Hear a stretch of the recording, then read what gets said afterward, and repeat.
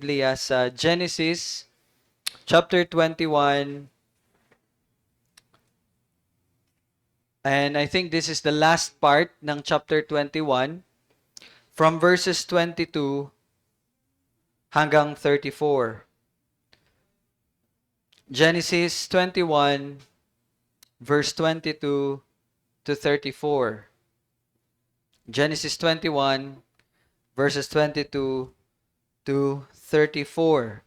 So, ang pamagat ng sermon for this morning is Beersheba, God's faithfulness advancing His plans of redemption. So mamaya, malalaman nyo bakit binigyan ng highlight yung Beersheba.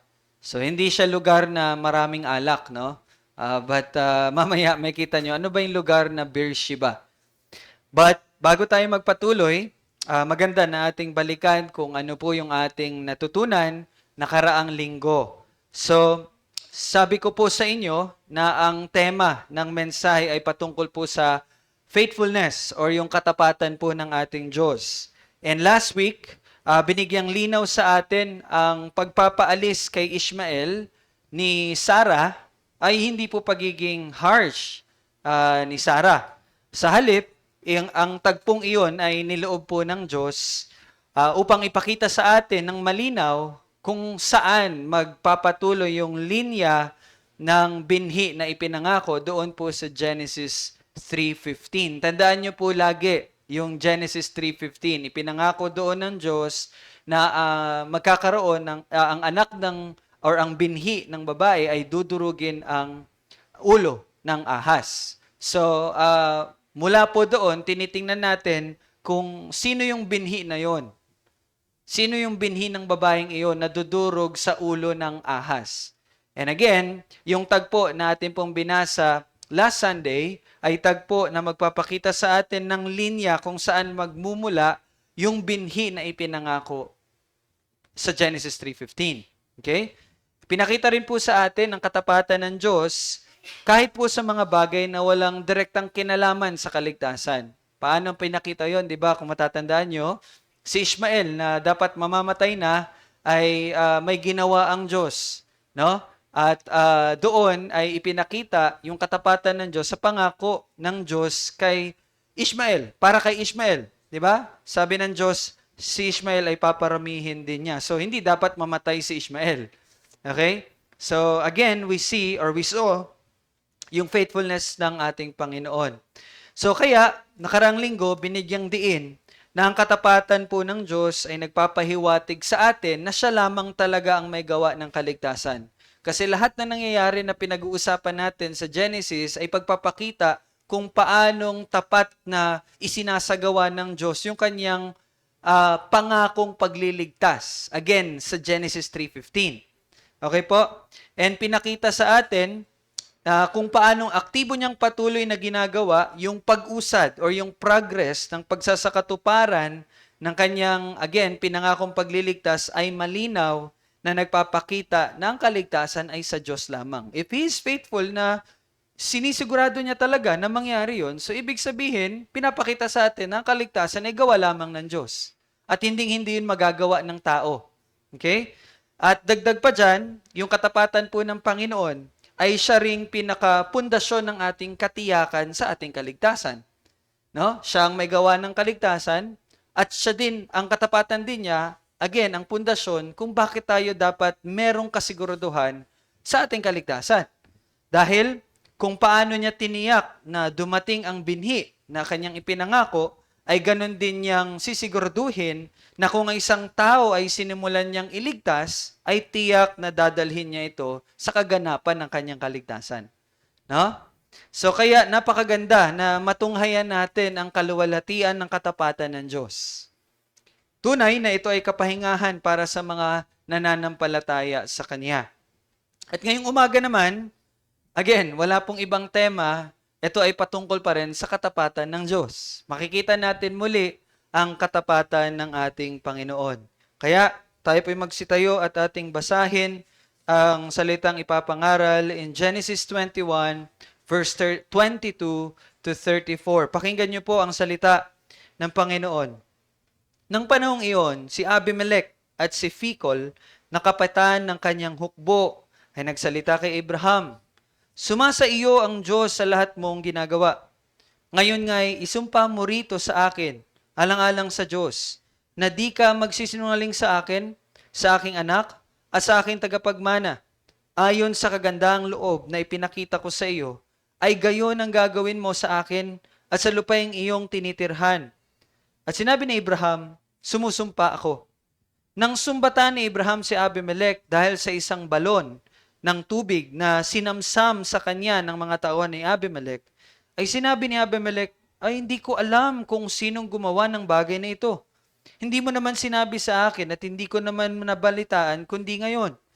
Kaya't kumuha si Abraham ng mga tupa at baka at ibinigay kay Abimelech, at silang dalawa ay gumawa ng isang tipan. Nagbukod si Abraham ng 7 babaeng kordero sa kawan, at sinabi ni Abimelech kay Abraham, "Anong itong 7 babaeng kordero na iyong ibinukod?" Sinabi niya, "Itong 7 babaeng kordero ay iyong kukunin sa akin upang ikaw ay maging saksi ko na hinukay ko ang balong ito." Kaya tinawag niya ang lugar na iyon bilang Beersheba, sapagkat doon sila kapwa sumumpa. Pagkatapos nilang gumawa ng isang tipan sa Beersheba, tumindig si Abimelech at si Phicol na kapitan ng kanyang hukbo at bumalik sa lupain ng mga Filisteo.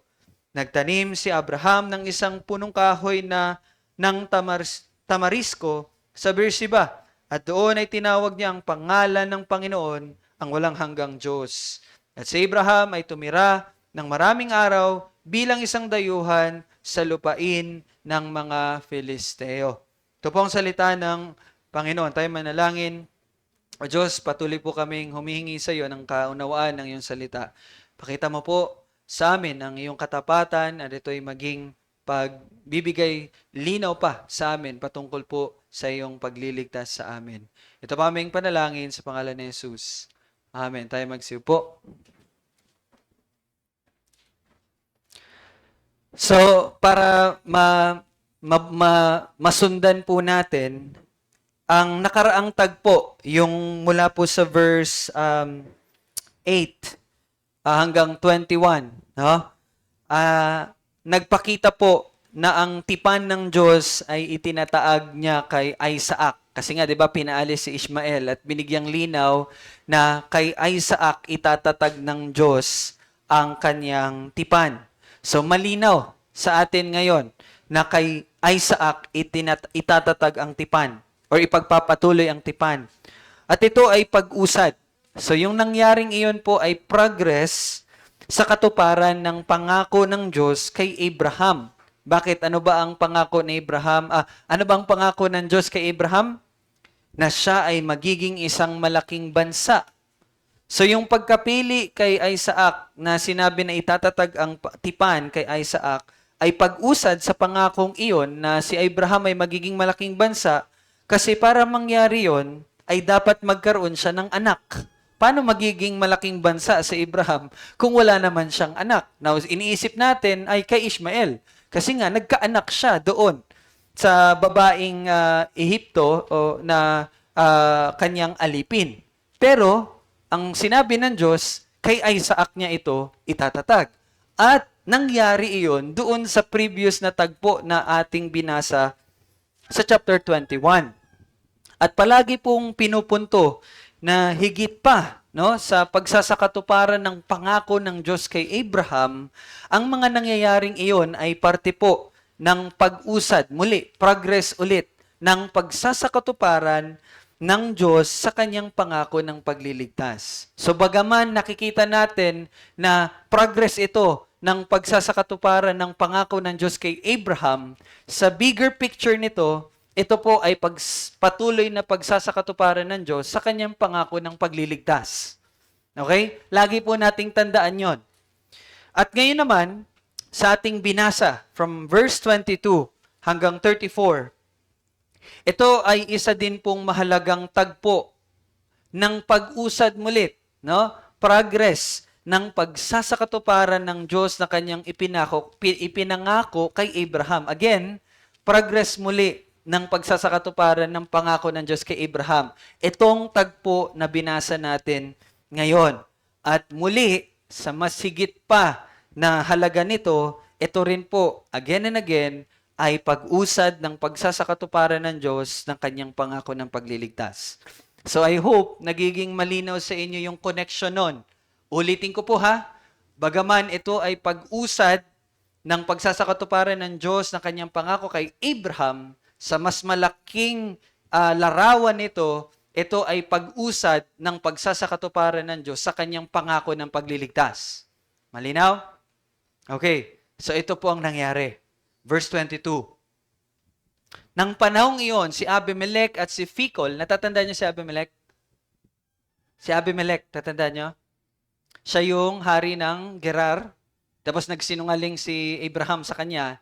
Di ba? Ganong tagpo pa rin, nagsinungaling siya, kapatid ko si Sarah. So, ganun pa rin ang nangyari. Yun si Abimelech. Ngayon, nandito na naman si Abimelech. No? Meron na naman siyang screen time. Okay? Nang panahon ngayon, si Abimelech at si Phicol, may kasama na siya. Sino si Phicol? Siya ay kapitan ng kanyang hukbo. So, parang general, general siya sa hukbo. At nagsalita sila kay Abraham. Tingnan yung sinabi nila, sumasa iyo ang Diyos sa lahat mong ginagawa. Very important yung statement nila dito. No? So, kasi ito ang punto ng talata ng verse na ito. Yung sinabi nila kay Abraham. Muli, anong sinabi nila? Sumasa iyo ang Diyos sa lahat mong ginagawa. Anong ibig sabihin nun? At bakit sinabi yun nila Abimelech at Phicol? Now, dalawa ang mahalagang bagay ang dapat nating mapansin sa pahayag nila na iyon. Una, yung pahayag na iyon na sumasa iyo ang Diyos sa lahat mong ginagawa ay nagpapahiwatig na hayag or kitang-kita ang paglago o yung pagiging matagumpay ni Abraham sa lahat ng kanyang ginagawa. Kitang-kita yun, visible yun. Even si Abimelech at si Phicol ay na-recognize nila. So, yun ang isa sa mga bagay na pinapahiwatig nun. Very clear yung sa ating pang modern salita, yumayaman ka na. O umaasenso ka na. Or sa ating pansalita, sana all. No? Gumagano na siguro tayo kay Abraham. Grabe kitang-kita yung pag-progress ng kanyang paglago. And pangalawa, na pinapahiwatig nito, na-recognize ni Abimelech na yung mga nangyayaring iyon kay Abraham ay gawa ng Diyos. Kaya nga sinabi niya, sumasayo ang Diyos sa lahat mong ginagawa. So, ibig sabihin, na-recognize niya na kung ano man nangyayari sa iyo, Abraham, na kitang-kita, yan ay gawa ng Diyos. Okay? Ngayon, kung kaya, maaari nating sabihin na naisip ni Abimelech na dapat siyang magkaroon ng magandang relasyon kay Abraham. Di ba? Ganun tayo. Kumbaga sa modern time, mga sip-sip. Or yung para maka-benefit ka din. No? Kumbaga mga sasaw-saw talaga. Or sa salita pa sa social media, nakikigatas. Parang ganon. So, siguro naisip ni Abimelech, dapat maganda relasyon ko dito kasi umuunlad siya, no? Siguro, para siya ay makinabang din sa success ni Abraham, o di kaya upang hindi siya malagay sa alanganing sitwasyon kung siya ay may hindi magandang relasyon kay Abraham, di ba? Kung kaaway mo yon, di baka naisip ni Abimelech, baka talo ko nito. So parang ganon, dalawang possible na naisip ni Abimelech. Kung kaya, tingnan nyo nung sinabi sa verse 23. Nagpatuloy sila, no? Sabi nila, ngayon nga'y isumpa mo rito sa akin, alang-alang sa Diyos, na hindi ka magsisinungaling sa akin. Well, maintindihan natin bakit ganito ang sinabi ni Abimelech. Kasi nga, nung unang tagpo na nagka-meet sila, nagsinungaling si Abraham. So, sabi niya, isumpa mo na hindi ka magsisinungaling sa akin, and take note, sa aking anak at sa aking tagapagmana. Ibig sabihin sa next generation. Then, wag kang magsisinungaling sa kanila. At nagpatuloy siya, ayon sa kagandang loob na ipinakita ko sa iyo, ay gayon ang gawin mo sa akin at sa lupaing iyong tinitirhan. Now, sa sinabing ito po ni Abimelech, makikitang siya ay nagkaroon ng masasabi natin, na parang nagkaroon siya ng kaba. No? Dahil nga, sa patuloy na paglago ni Abraham. At mapapansin din natin na gusto niyang makipagtipan kay Abraham na magpapatuloy sa mga susunod na henerasyon. Hindi lang sa panahon niya, but sa kanya din mga anak at sa kanyang mga tagapagmana. Ito ay maaaring dahil naiisip niya na maaaring palitan ng mga anak ni Abraham ang paghahari na meron siya.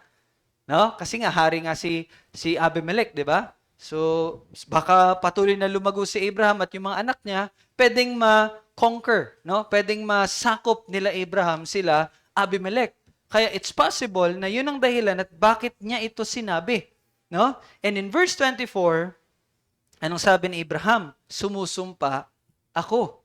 So dito, makita natin na sinang-ayunan ni Abraham yung sinabi ni Abimelech. Ngunit, bago magkaroon ng formal na tipan, kasi dapat may formal to na, tawag dyan, signing of contract, kumbaga. Dapat may ganon. Pero bago yun mangyari, may reklamong binanggit si Abraham. Okay? Although sumasang-ayon siya. Pero bago mag-formal contract signing, merong reklamo or complaint si Abraham. At ano yon? Verse 25. Hindi ko nababasahin, pero ito ay dahil sa balon ng tubig na sinamsam sa kanya ng mga tauhan ni Abimelech. Pag sinabi mong sinamsam, ibig sabihin kinuha. Okay? At ito ay pinabulahanan ni Abimelech. Sabi niya sa verse 26, di ba? Ay, hindi ko alam yan. Hindi ko alam kung sinong gumawa niyan. At kung hindi mo sinabi, hindi ko rin malalaman hanggang ngayon. So, pinabulaanan iyon ni Abimelech. And in verse 27, anong naging reaksyon ni Abraham? Kumuha siya ng tupa at baka at ibinigay kay Abimelech at silang dalawa ay gumawa ng isang tipan. So you see, doon na nagkaroon ng formal na pakikipagtipan. Well, ang dahilan bakit nagbigay si Abraham kay Abimelech ng mga tupa at baka ay maipapaliwanag sa susunod na mga talata. Sa next na verses, mapapaliwanag yon. Pero, dito po sa talatang ito, sa verse 27, ay binigyan na tayo ng impormasyon na sila ay gumawa ng tipan. So, kumbaga, verse 27 is overview. Okay? Nagtipan silang dalawa. Nag-agree na silang dalawa. Ibig sabihin, ginawang formal ang pag-uusap na ginawa nila sa mga naunang talata kanina sa verse 21 to 22 to 25. So, paano nila ito ginawang opisyal? Ngayon ang tanong, paano nila ginawa yung pagtitipan? Tingnan natin sa verse 28 to 30. Ganito, nagbukod si Abraham ng 7 babaeng kordero sa kawan, and then sinabi ni Abimelech kay Abraham, ano itong 7 babaeng kordero na iyong binukod? And sinabi ni Abraham, verse 30, itong 7 babaeng kordero ay iyong kukunin sa akin upang ikaw ay maging saksi ko na hinukay ko ang balong ito. So dito, pinapakita sa atin na ang pagkakaroon nila ng agreement na magkaroon ng maayos na relasyon na magpapatuloy hanggang sa susunod na henerasyon ay konektado sa paninigurado ni Abraham na ang balon na hinukay niya ay siya nga ang humukay nun at sa kanya yon. And that's very important, no? Nangangahulugan ito na siya yung may-ari nung balong iyon. Okay? At sa makatuwid, dito pinapakita na siya na ay mayroong permanenteng lupang pag-aari doon sa lupain ng mga Filisteo, which is ang Canaan. Take note of that. Itong tagpong ito, yung pagtitipan nila, is pagpapakita sa atin na meron ng formal at permanenteng pag-aari or lupa si Abraham doon sa Canaan. And that is very important again. Alam nyo, pagkatapos po ng humigit kumulang 25 years na pong lumipas, napaikot-ikot si Abraham sa lupain ng Canaan. Ngayon lang siya. Ngayon ay meron na siyang formal na bahagi sa lupaing iyon.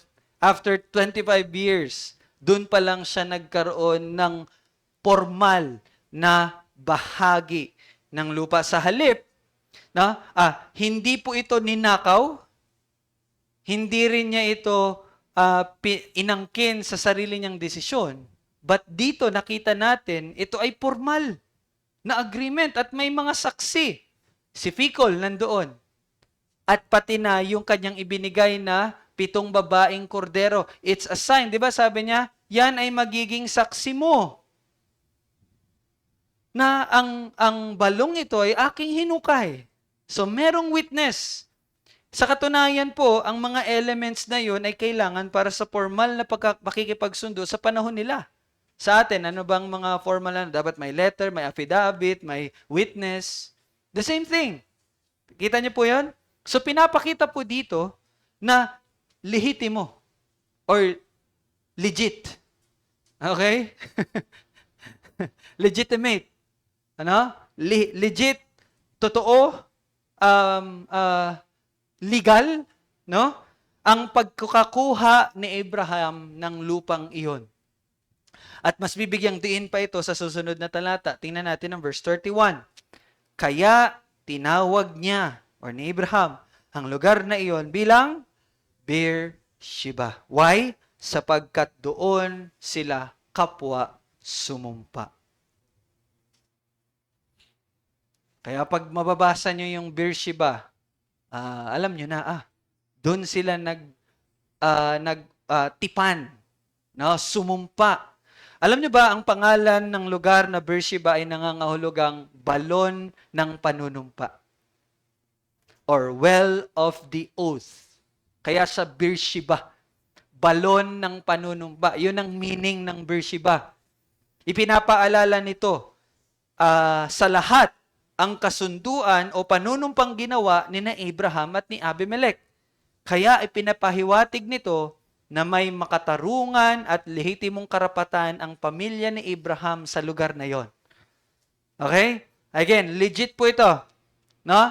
Hindi siya yung di ka natatakot na baka kunin. Di ba? It's legit. At dagdag pa po dyan, may kahalagahan po bakit balon ang binigyang focus dito.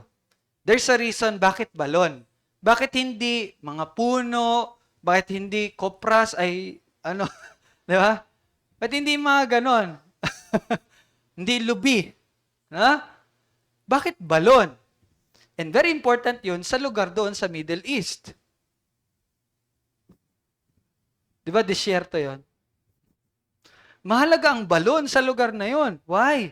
Kasi po, ang balon na nagbibigay kala Abraham ng access sa tubig ay mahalaga para mabuhay sila sa lupaing iyon. You see? Kaya ang balon ay nagbibigay daan kay Abraham at sa kanyang mga susunod na henerasyon na maniraan doon ng permanente.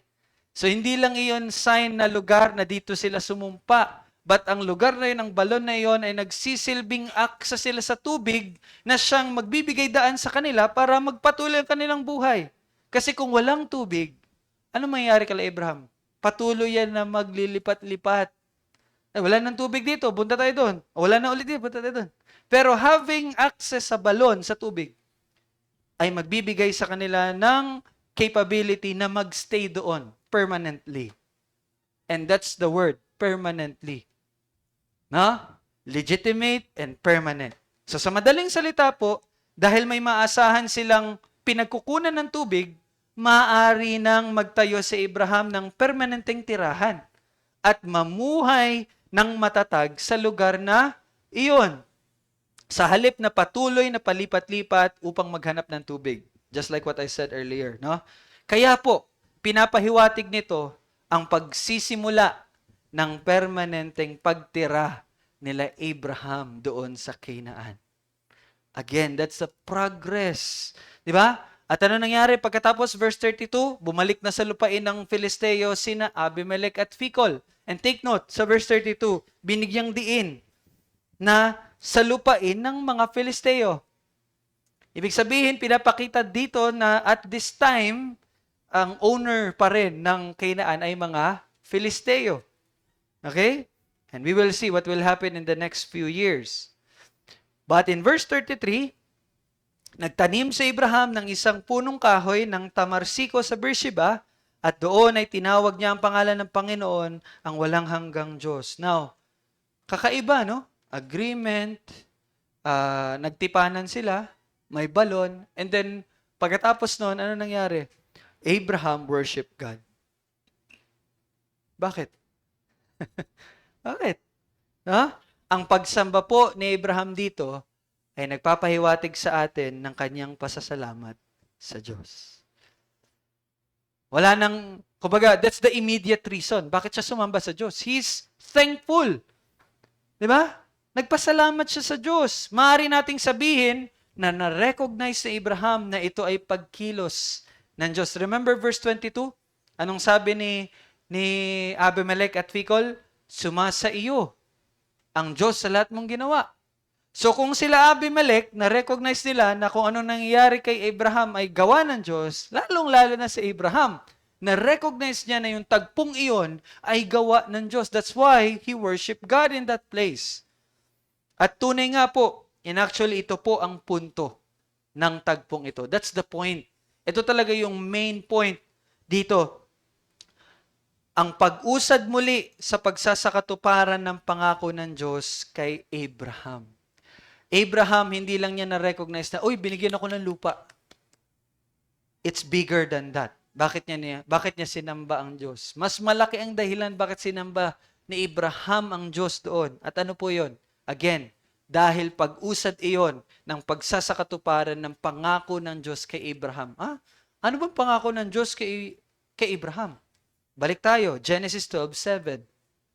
Genesis 12:7, sinabi ng Panginoon kay Abraham, ibibigay ko ang lupaing ito sa iyong lahi.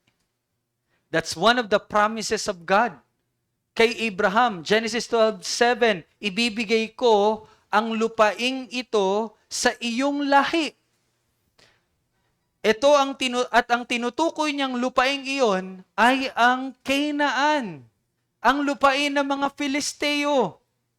Yun ang tinutukoy ng Diyos kay Abraham na ibibigay niya ang lupain ng Filisteo. At yes, mga kapatid, ang tagpong ito ay mahalaga para sa pagpapakita kay Abraham at sa atin ng pag-usad ng pagsasakatuparan ng pangakong iyon. Ito yung progress nun. Di ba? Kumbaga, 0%, di ba? Sabi ng Diyos, bibigay ko sa iyo yung Canaan. 0% pa, after 25 years, nagkaroon ng progress. 1%. Yung pagkakaroon niya ng maliit na bahagi doon. That's a 1% progress. Doon sa pagsasakatuparan niyon. At isa pa po, sa nakakamanghang dapat nyo makita. Ang lugar po na ito ay tinatawag na Beersheba. Di ba?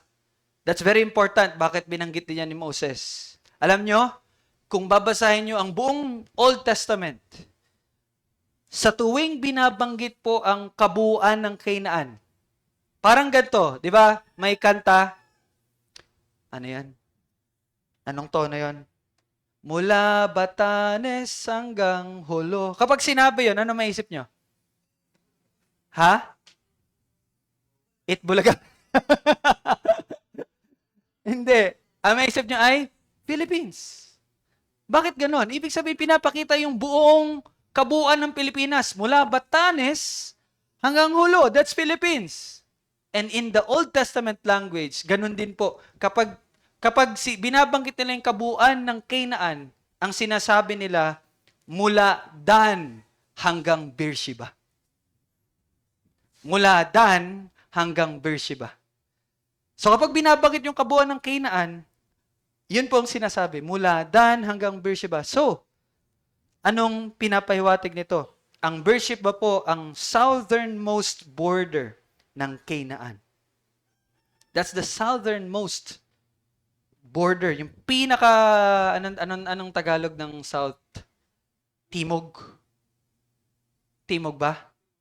Or kanluran? Basta south. Hirap na Tagalog. Southernmost. No? Sa makatuwid po, bagaman hindi hayagang sinabi sa kasulatan, maaari nating maisip, na nilagyan na ng marka ang lupaing kalaunan ay magiging kay Abraham. Just like kami po, may Lord willing, matatapos na namin bayaran yung lupa doon sa RCD this year, hanggang December na lang. And then sinabi nung agent sa amin, pag nabayaran nyo na po, lagyan nyo na po ng marka, dulo sa dulo. 'Di ba? Kapag nag-aangking ka ng lupa, anong ginagawa mo? Mamarkahan mo. At anong mamarkahan mo? Yung dulo. 'Di ba? Langan sa loob. Ang pinalo mo yung dulo. Ganon din ang nangyari dito. Nagkakaroon na ng markings. Oh, dito ka magsisimula. Beersheba. Nakita niyo po yan? Okay? Bagaman sinabi sa verse 34 na si Abraham ay tumira ng maraming araw doon bilang isang dayuhan sa lupain ng mga Filisteo, ibig sabihin, pinapakita dito na hindi pa sila Abraham ang nagmamay-ari ng Canaan. Siya ay dayuhan pa lang doon, pa rin. 'Di ba? Pero po, ang tagpong ito na binasa natin ay pag-usad sa pagsasakatuparan ng pangako. Again, pangako na balang araw, hindi na isang dayuhan si Abraham. At ito ay magiging lupain na ng mga Israelita. So that's the progress na nakikita natin. Kaya pumuli, nakita natin ang katapatan ng Panginoon. You see? Kung paano niya ginagawa at dinadala yung pagsasakatuparan ng kanyang mga pangako.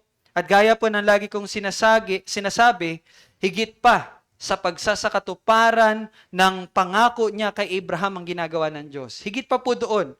Again, ang tagpong ito ay parte ng pagsasakatuparan ng Diyos ng pangako ng kanyang pagliligtas. Related pa rin siya sa kaligtasan ng mga mananampalataya. Why?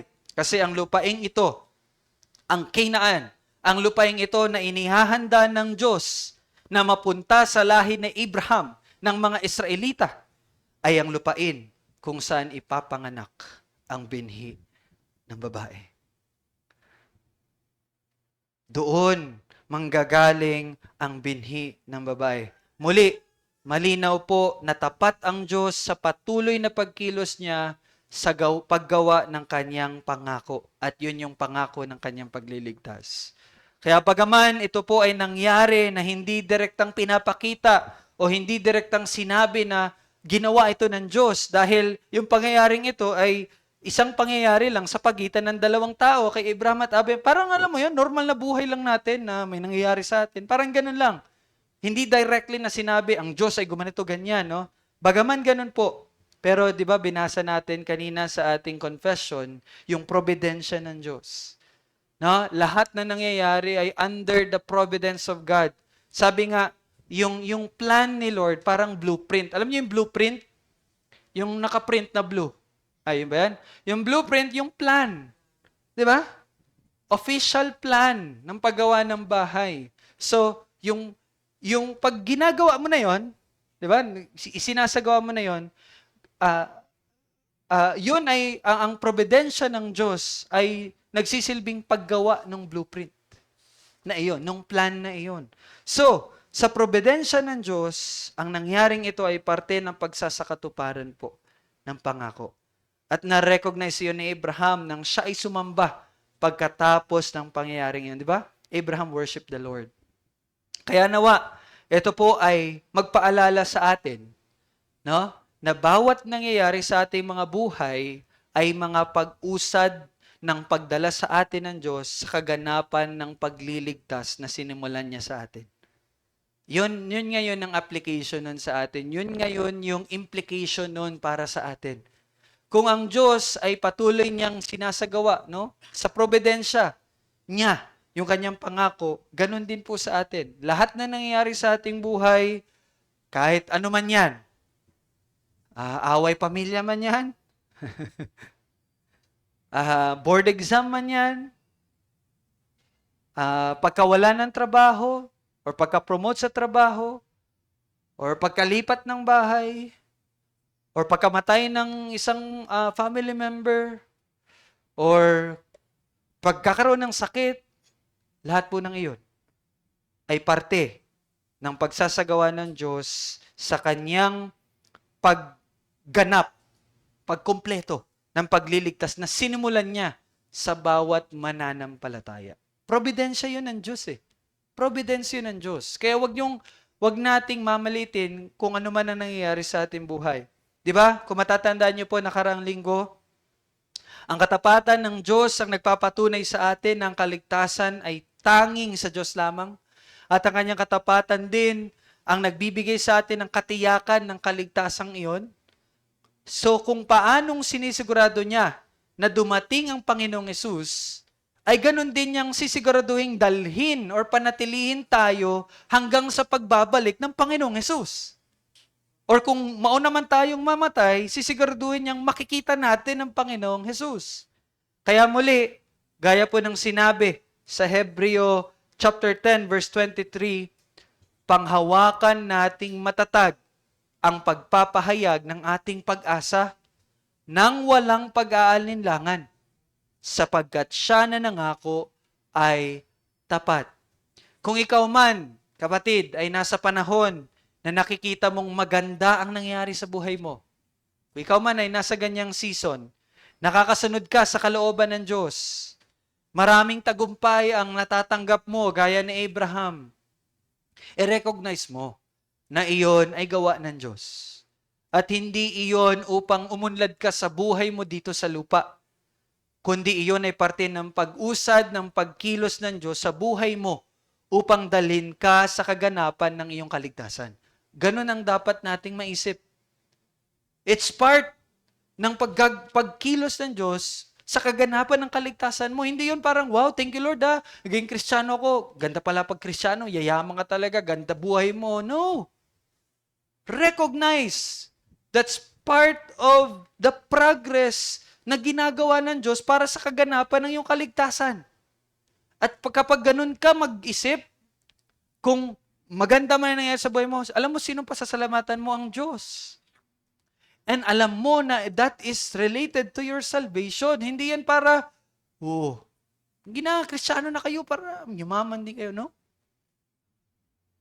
And sa kabilang banda, kung ikaw naman ay nasa panahon ng pagkakasala, kung ikaw naman ay nasa panahon ng pagkalugmok, ng pagkahina, nasa panahon ng mga problema, nasa panahon ng kahirapan sa buhay, nasa panahon ng pighati, tandaan mo ang ginawa ng Diyos sa buhay ni Abraham. Tandaan nyo, anong ginawa ng Diyos sa buhay ni Abraham, di ba? Nasa kabila ng kanyang kahinaan, sa kabila ng pagkakasala o kahirapan, ay tapat ang Diyos na ginawa pa rin ang kanyang pangako kay Abraham. Di ba? Abraham nagsinungaling. Nagpakita na wala siyang tiwala sa Diyos. Nagpakita na hindi nakalimutan niya ang pangako ng Diyos. Pero sa kabila ng yon, tapat pa rin na ginawa ng Diyos yung pangako niya kay Abraham. So in the same way, kung tayo man po ay nasa ganong panahon, pagkakasala, pagkahina, paghihirap, tandaan po natin ang ginawa ng Diyos kay Abraham. Dinala pa rin sila ng Diyos sa katayuang pangako, katayuang pinangako ng Diyos sa kanila. Di ba? Sa kabila ng lahat ng iyon, dinala pa rin ng Diyos sila Abraham sa kung saan niya sila ipinangako. Kaya ganun din, umasa po tayo sa katapatan ng Diyos dahil ipinangako niyang dadalhin ka niya sa kaganapan ng iyong kaligtasan. Kaya nga, di ba, sabi ni Pablo, ako'y panatag sa bagay na ito, na ang nagpasimula sa inyo ng mabuting gawa ay siyang magtatapos nito hanggang sa araw ni Jesucristo. Kaya mga kapatid, pakinggan niyo po ang katotohanan na ang kaligtasan ay sa Diyos lamang. Siya lamang talaga may gawa nun. At iyon po ay ginawa niya sa pamagitan ng kanyang tanging anak na si Jesus. Kaya kayo ay sumampalataya kay Jesus. At alalahanin mo na kung siya ay nagpasimula ng pagliligtas sa iyo, tiyak na matatapos iyon sa kaganapan nito at iyon ay ang kaluwalhatian. So if He justified you, if He called you, He will surely glorify you. Diba? And He will surely do it. Kaya magpahinga po kayo sa Panginoon dahil siya ay tapat. Ito po ang salita ng Diyos. Makinig ang may pandinig. Let us pray. Our Father, glorious God, salamat po Panginoon.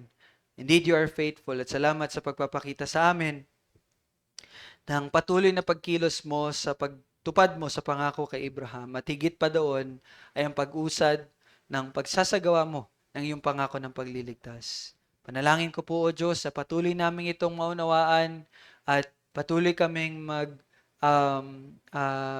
tingnan at mamangha sa kaluwalhatian ng iyong katapatan at ng iyong pagliligtas. At patuloy kaming umasa lamang sa iyo, magpahinga sa iyo, at patuloy na kumapit sa katotohanan na ikaw na nagpasimula ng pagliligtas sa amin ay sisiguraduhin ang kaganapan nito hanggang sa kaluwalhatian. Indeed, Lord, biyaya mo lang po ang lahat ng ito. Pinupuri ka namin, pinapasalamatan ka namin, at again, para sa kaluwalhatian ng pangalan ng Panginoong Jesus. Amen. Tayo po'y magsitayo at tayo mawit ng isang hymno.